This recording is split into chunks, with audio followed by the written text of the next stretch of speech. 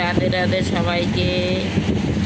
সকালের কাজ শুরু করলাম গোপালকে নিয়ে। দেখো আমাদের গোপাল ঘুমিয়ে আছে। দেখো দেখা যায় কি গোপালকে? গোপালকে আমাদের দেখা যায়? ওই সোনা গোপাল, তুমি ঘুমিয়ে আছো? দেখো কুলারের হাওয়া খায় খায় ঘুমাচ্ছে। দেখো এখন জাগাবো না, সকাল 5:30 বাজে। আমার গোপালকে আমি স্নান করে 6টার দিকে জাগাবো। জাগিয়ে দুধ দিব, দুধ খাবে। টাটা বাই বাই, আমি স্নান করতে যাই।